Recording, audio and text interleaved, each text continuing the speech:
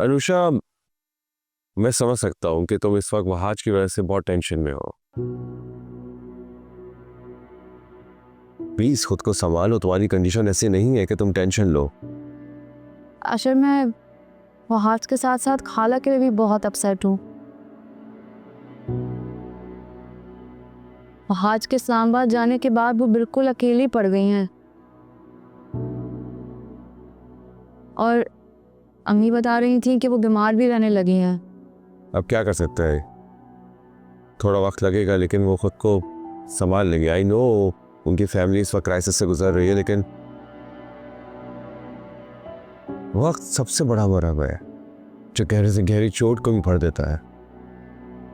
ये तो आप ठीक कह रहे हैं अशर। अब देखो ना, तुम यही बात अपनी अम्मी पे रख के सोचो। तो आज जाने के बाद वो अकेली हो गई थी, लेकिन उन्होंने ऐसा टेंशन नहीं ली, ऐसी उन्होंने तो खुद को संभाला। और आज देखो वो एक अच्छी जिंदगी जी रही है। हाँ अशर, लेकिन बेटियों की माँओं की बात अलग होती है। वो इस मामले में बहुत मजबूत होती हैं, क्योंकि उन्हें बेटियों के पैदा होते से ही पता होता है कि एक दिन उनकी बेटियों ने उनके घर को छोड़कर चले जाना है। लेकिन वहाज तो खाला की पूरी दुनिया है, उनकी कुल कायनात है। अनुषा, तुम्हारी कंडीशन भी ऐसी ही है, वरना तुम खुद चक्कर लगा दी थी उनकी तरफ।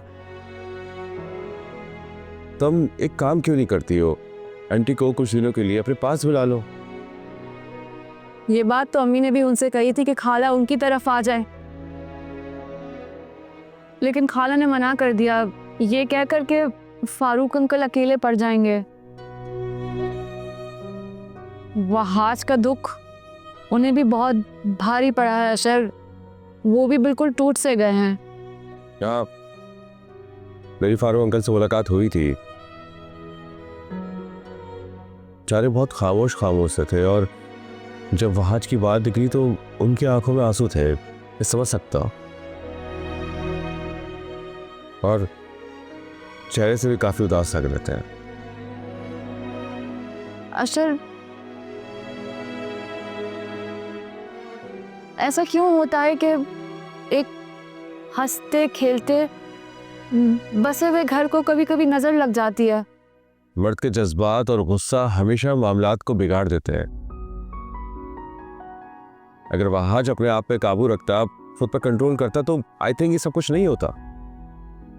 ठीक कह रहे हैं आप। वहाज तो शुरू से ही बहुत जज्बाती है, और ये बात तो उसे कई बार समझाई भी है मैंने, पर वो समझा नहीं, और इसी तरह उसने कई बार अपना नुकसान भी किया है। अनुषा, तुम वहां से बात कर लिया करो, ऐसे वक्त में अच्छे दोस्त की जरूरत होती है। मैं तो करती रहती हूँ अशर, पर कॉल पे वो अक्सर बस हूँ हाँ करके बात टाल देता है, और मैसेजेस का तो बहुत ही कम जवाब देता है वो। अच्छा ठीक है, तुम इन सब बातों को तो ज्यादा मत सोचो, वरना तुम्हारी तबीयत खराब हो जाएगी।